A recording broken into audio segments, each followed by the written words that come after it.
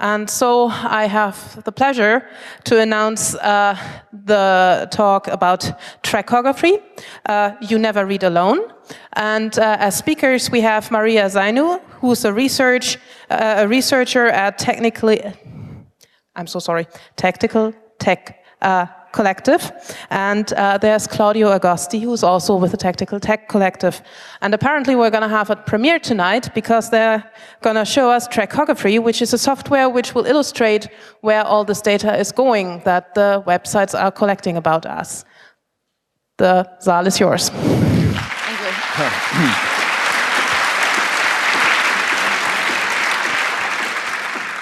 Hi, thank you very much for being here today. Claudia and I work with Tactical Tech, as just mentioned. Tactical Tech is an NGO based in Berlin, but we work internationally. And we are super excited today because we're launching one of our new projects, which is called Trackography, and it's all about online tracking.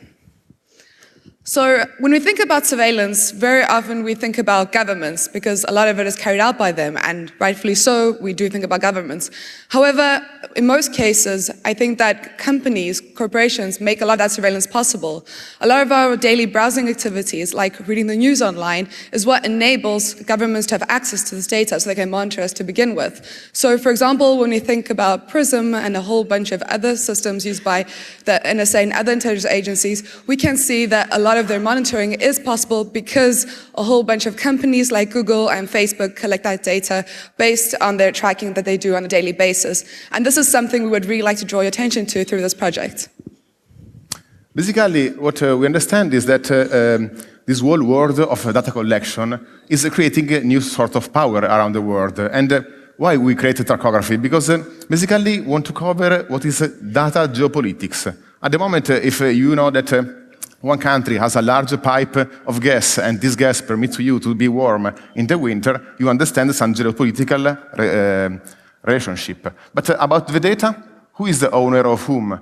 Which are the countries that are depending more from other? This kind of answer are the things that was rotting inside of us, and Trackography tried to be an answer. It's a project intended basically for advocate, lawyer, analyst, researcher, so person that make analysis about this phenomenon.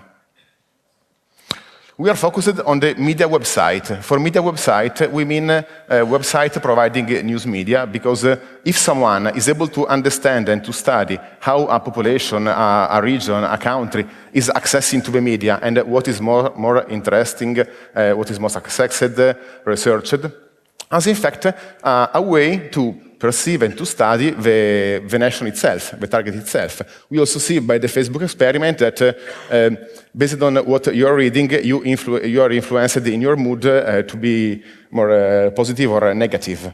And that is why the media are the subject of this test that by theory can be applied to every website. So basically, we develop a software, a script, that emulates the behavior of a user connected to a website. This script performs HTTP connection using Phantom.js. Phantom.js is a browser that runs without the display window. Every time you connect to a media website, you have many third-party content, like the video commonly came from a third party, or the banner that display the advertising, or some static picture, or some hidden tracker like a JavaScript inclusion that just put some cookie and read your behavior. Those third party is what our script automatically detects. Then we perform a trace route for every included third party. This can lead to figured out which is the network path needed to reach the server included. And then we perform GeoIP, so resolution from every hop in the path to a geographical location in order to figure out which are the infrastructure involved. At the moment, we have collected 30 countries in the complete analysis. We have a directory on our GitHub repository with the media list, because the media list changed on the time and required a local knowledge to be tuned, so everyone can contribute putting his own country. And we have more than 3,000 media actually analyzed, and some special media that are analyzed from every country. So let's have a look at Trackography. As Claudio just mentioned, we collected data for 30 countries. We did this essentially by running the script in these countries based on lists of media websites that we collected for each one of them. If your country is not blue in the map, don't feel discriminated. It's just that we don't happen to have partners in that country, or we just don't happen to have someone who could run the script there. So as you can see, these blue countries are the ones that we have data for. So if we click on Germany, for example, since we're in Germany, on the side of the panel, you can see that we have lists of media websites. By global media, essentially we mean media websites which cover the news internationally and which are accessed globally. If we click on the Wall Street Journal, for example, what we can see now is what happens when we access the Wall Street Journal in Germany.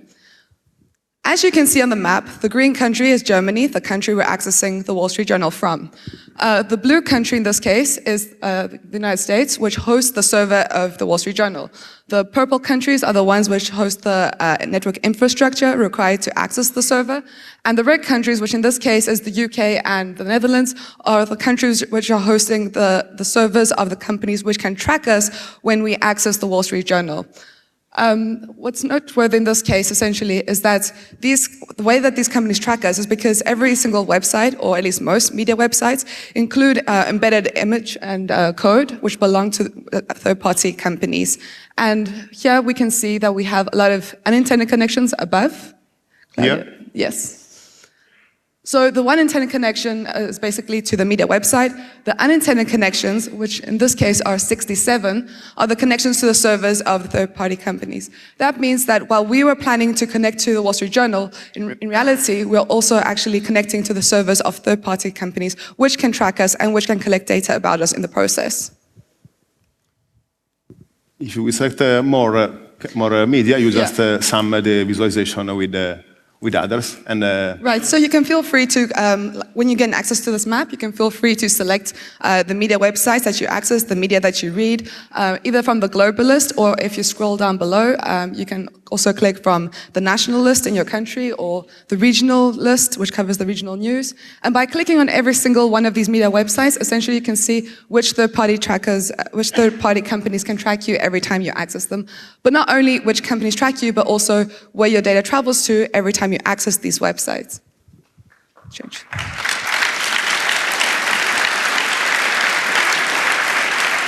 Now, the reason why we decided to show you this is because this is one of the very few examples, if not only the only one, where there's a media website where you access it from Germany and no one tracks you. Or at least, according to our results, there are no third-party trackers included. And this is WikiLeaks. So...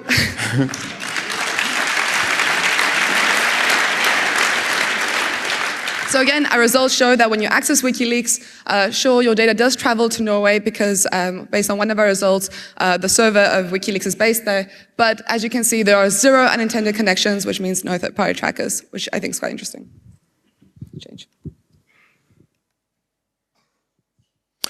Besides study who is the third party that is present on your navigation, it's also important to understand what is the network topology. Because every time you are connected to another server, your connection passes through an infrastructure. And this infrastructure, if it's owned by someone that is analyzing actively your content, can create a collection of your behavior or the content you are exchanging. If the connection is encrypted, like in HTTPS, the third party in the middle has no power of modify or dump and collect this traffic. But commonly, this kind of third-party injection is not encrypted. And we saw with the Snowden revelation about Angry Birds that this was one of the very examples, because Angry Birds was just a game with some advertising embedded, but the advertising server was running in the US. Therefore, the infrastructure needed to reach the server was touching the US, and the NSA has got the good idea to monitor our traffic. That is why the network topology matters. Another reason why the network topology matters is because you never really know who has access to these cables. You never really know who has access to the network infrastructure when you're accessing websites and when your connections travel through them. So this is an example from the Snowden leaks. This document illustrates Rampart program through which The NSA collaborates with a whole bunch of third-party countries which provide them direct access to the fiber optic cables which make up the backbone of the internet. And also these third-party countries, which include from Ethiopia, Saudi Arabia, Tunisia, and so forth, they also are hosting US equipment. So this is just one example to illustrate that while you might say, okay, so I'm accessing this website, my data goes through, I don't know, Azerbaijan, for example, to reach the server, wow, it's not a big deal. Well, actually, it might be a big deal because maybe agencies which you wouldn't want to have access to your data do have access to your data because, they're tapping into that particular network infrastructure. And beside the tapping and passive collection, we have already saw that exists a lot of attacks that exploit this kind of communication.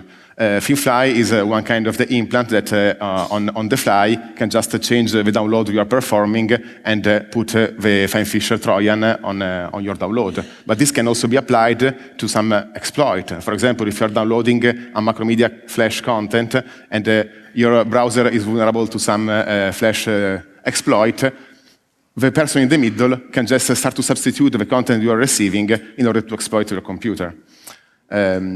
Fox Acid was a similar attack performed by starting from the same kind of privileged point of view.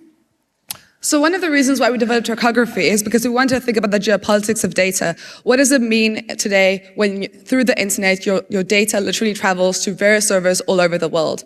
Now, if we look at a small comparison between what happens in the so-called global West and the so-called global South, one example here is where we're accessing three national media websites in Italy. And what we can see here is that Italy owns the servers of these media websites. Of course, the red countries, as you can see here, are the ones which are hosting the servers, are the tracking companies. But what's important to note here is that there are no blue arcs in the sense that they own their own, the servers of their own media websites. On the other hand, however, if we look at a country in the global south, like Nigeria, for example, what we can see here is that Nigeria does not host the servers of its national media websites. Instead, they're hosted in the USA, and the network infrastructure required to access them is based in South Africa. And the blue arcs essentially show where the data has to travel to every time they want to do something as simple as read their national news online. Now, I think one of the reasons why this is particularly interesting is because how can Nigeria and all the Nigerians in the world kind of protect their citizens' data in practice when they don't even own their own infrastructure? How can they make sure that their citizens' data is actually in practice protected when they can't control what happens to it? I'm not implying that we should have some type of, autonomous system like China or so forth, but I do think this is something we should think about carefully and maybe raise debate about.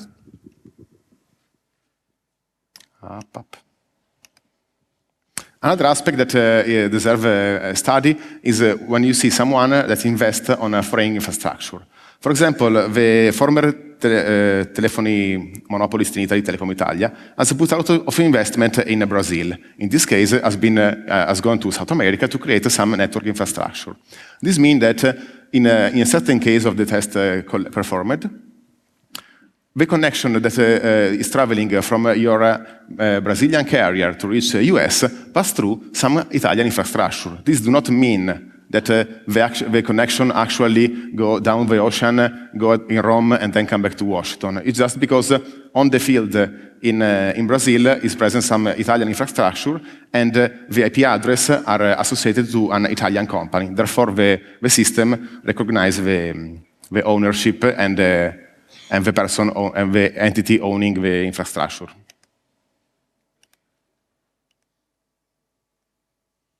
Now, again, another example. Given the political tension in Ukraine with regards to Russia throughout 2014 and the Ukrainian Revolution in February, we decided to run the script in Ukraine. As you can see in the map, a lot of connections go to Russia. This is because, essentially, by accessing two of the main media websites in Ukraine, Pravda and Vesti, we can see that one of the main companies which tracks users is Yandex. And Yandex is sort of like the Google equivalent in Russia. Now, this can raise a whole bunch of questions, but essentially what I think is quite interesting is, regardless of whether Ukrainians are pro-Russian or not, it really comes down to do they really want to have a lot of their data ending in Russia? Do they really want Russia to have access to them? And do they really want a company like Yandex, which likely works hand in hand with Russian intelligence agencies, to have access to the type of news they read and all other browsing activities and more or less a lot of things they do online? When you click on a country that is colored, you can see why it's colored and which are the third party running in there or the connection passing through. Yeah. Wait, I close here. Okay, but the goal here, when we start to collect the data, was not to generate just image and interesting things. We have created an API that permits to every researcher to collect this data and make analysis. This is an example of the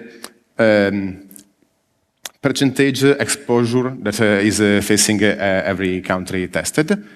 For percentage exposure, I mean, it's enough that one connection between the many that are performed when you are accessing to a media website is passing through a country to assign a presence of that country. Because if it's running some program that analyzes the traffic of the foreign in order to analyze their behavior, need to be taken in account.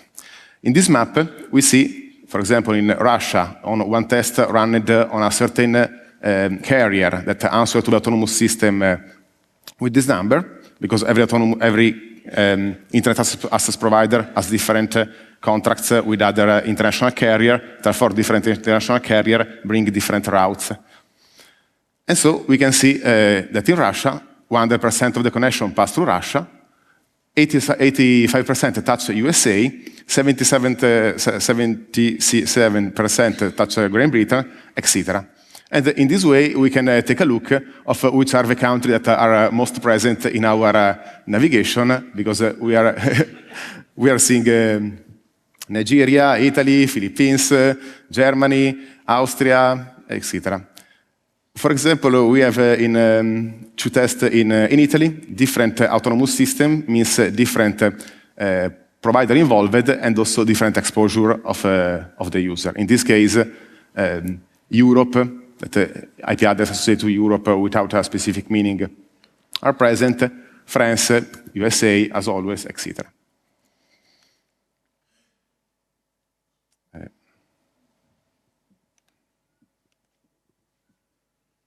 And when we start to collect all the tracker present on the media website, we figured out to declare the worst media website ever. But this is impossible, because we discovered that the amount of tracker injected by a media website changed during the time, and maybe also in the same day they are changing. At the moment, we are just analyzing the home page, but we see in this heat map on the X a certain amount of media, and on the epsilon the test runned. In D3.js, I'm a goat, and so if someone can help us to develop a better visualization, is welcome. But on mouse over the value square, you can see how many trackers are present and when the test has been performed.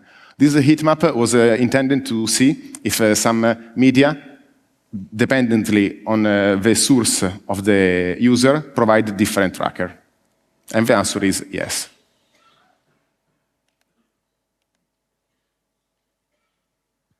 So when we access media websites, we're not only vulnerable because our data travels to various servers all over the world, which we cannot control, but also because a whole bunch of third-party companies, which we haven't given our consent to and which we don't know track us in the process. Here we have collected some figures which illustrate which are the primary companies which track us in every case. So we can see, for example, that in Germany, based on the media websites that we ran the script on, in most cases, in 88% of the cases, Google is the dominant company which tracks us. And if we scroll down, we can also see that Google actually is the dominant company in almost all of the countries that we ran the test on. Actually, out of the 30 countries that we have analyzed, in 28 of them, Google is the main company which tracks users in almost 90% of all cases, except for 2 exceptions. The one is South Africa, where effective measure is in the first place, and the second example is Russia, where Yandex does the most tracking, which is sort of like the Google equivalent to Russia, as mentioned earlier. But still, there's a very small difference with Google. So what we can see is that Google is the main company. And then again, this raises questions as to whether Google should have this type of monopoly and so forth. But then again, it's not a simple question, of course, because a lot of media organizations use Google Analytics, and that's one of the reasons why Google ends up tracking you. And then the question is, what alternatives are there to Google Analytics, and whether we should work with media organizations to help them find alternatives so that all data doesn't end up with Google in the end, and we can bring some type of, end to this Google hegemony.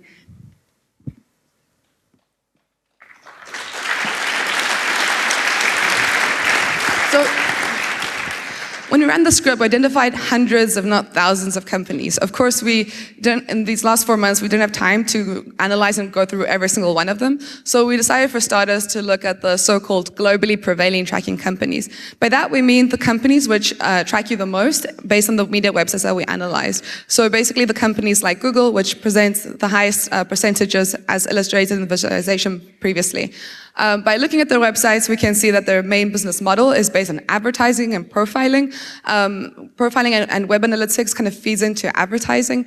And a lot of people have said to us, especially over the last months when we've been working on this, is that, I don't care if Google or Facebook or any company, is tracking me for the sake of advertising. I mean, at the end of the day, they improve my web experience, they provide me services and so forth. What's the big deal? That's a lot of arguments we've been getting over the last months. And it's kind of hard, supposedly, to tackle that. But we think it's a bit more political than that, and here's why.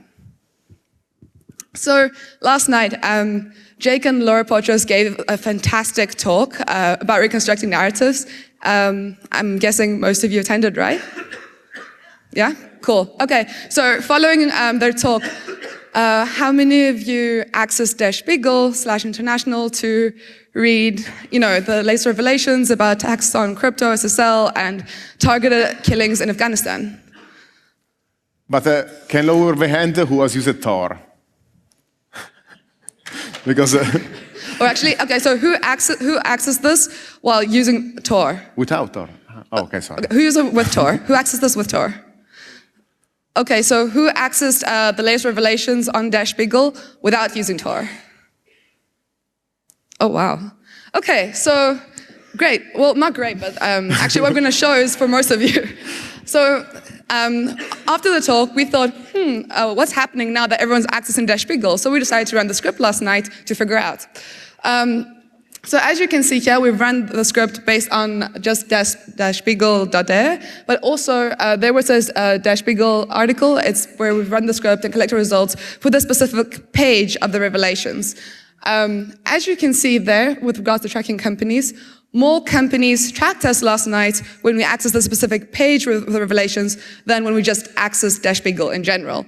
And as we can also see, some of these companies include Google, Twitter, and Facebook. And FYI, these companies have kind of been compromised by the NSA through PRISM.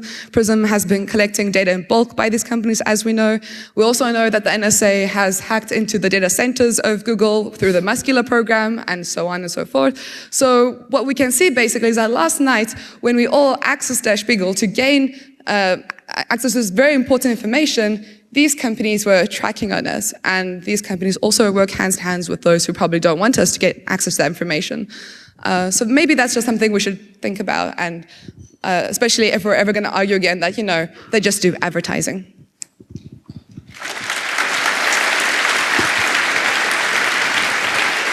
So how do these trackers even handle our data anyway? What do they even do with our data? It's kind of hard to answer, because the real answer is we don't know, and that itself is the actual problem. When we say that they track us and they track our data, essentially what we mean is that they track our IP address, they track our browsing history, our search history, the scrolling movements of our mouse when we access the web page. So last night, for example, when we were reading Jake and Laura's and Aaron's fantastic article, they could literally track the scrolling movements of our mouse if we copy-pasted something, and so forth.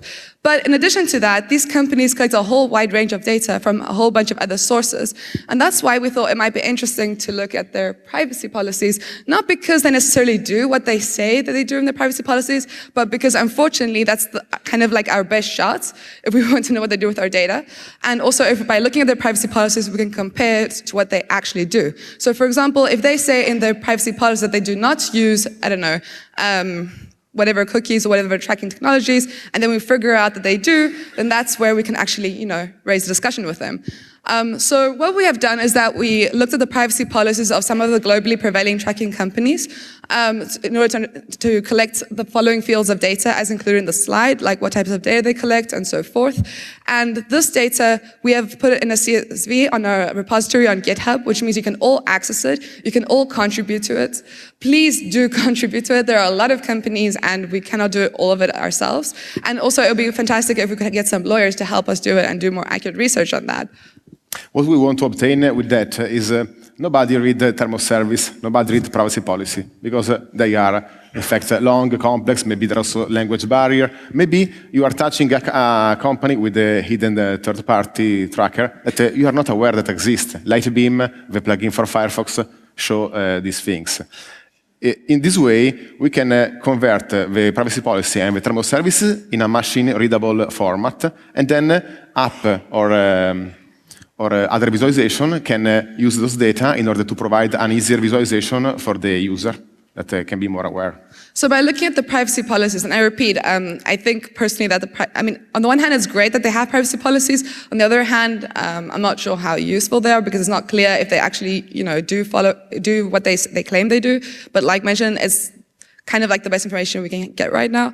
From their privacy policies, though, what was interesting to see is that most of them are based in the US, which kind of, again, not based on the privacy policies, but in general, we saw that most of them are based in the US, which again is interesting. It kind of like shows, again, the US hegemony when it comes to everything, even when it comes to infrastructure and collecting data and so forth. But more importantly, we can see that only 3 of them support Do Not Track, one of which is Twitter, thanks Twitter. And the other one is that basically 11 out of 25 that we looked at do not only 11 out of 25 disclose how long they retain data for. But still, even the ones that do disclose how long they retain data for, that again is kind of negotiable because while they might say, for example, that they retain data for 730 days, that data retention period might potentially be renewed. We do not know who they share data with, who they sell data to, how long they retain data for, and so forth. And it's this endless chain of third-party actors who eventually gain access to our data, and it's such a big mess. So the point is that we do not know what happens at the end of the day, and that itself is a problem. And we think that just by looking at privacy policy, we might get some type of insight. Okay, and that is basically the API that is designed. We have a database that is collecting all the traceroute data, all the DNS resolution and the reverse DNS, all the media visited and all the third party that was injected, the privacy policy converted in much readable format, and with maximized resolution of a GeoIP and autonomous system, this kind of resolution. With disconnected.me, there are a JSON list that permit the conversion between the domain name of the third party and the name of the company. And all these data are integrated in our database. In the future, will be extended with new data. The goal of this API is permitted to develop a researcher to extract those data and use it for the analysis, etc. The whole goal of Trackography is create a global, because we want to cover every country, observatory, because during the time, I want to monitor the change and the modification about the tracking business and the exposure of the user in the network. You can find the link of the RESTful documentation and our privacy policy converted in CSV. At the moment, only 26 companies has been converted because it's a quite human-intensive operation, but in a distributed crowd, this can be easier. So how can we block and circumvent online tracking? There's no easy solution, but for starters, we could all start with these. For example, the FF has developed Privacy Badger, which is pretty awesome. That is one example of how we can block some third-party trackers. In this table, we include other tools which we can use, like NoScript to block third-party scripts, or script no if you're using Chrome, which may be best to switch to Firefox, but anyway. Or, for example, go through disconnect if you want to visualize third-party trackers and also, again, block them. So this is just an example of some of the tools which can be used, to block some online tracking. Of course, it is important to emphasize that, the use of Tor on top of all of this is always great, to hide your IP address and so forth, which is something that they always track and can use to identify you. Okay, this slide is also better explained on myshadow.org website. You can find here at the end the link. In my shadow website are better explained the various approach for the defense. We just point out that someone can defend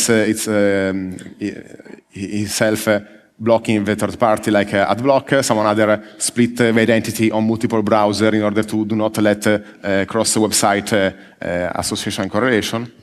Anyway, we are going to finish, and the best way to contribute in Trackography is contribute to the media list, because it's important to have a complete media list about the media accessed in every nation, and eventually also some kind of politically sensitive content, because if something is important, it can be added to the test.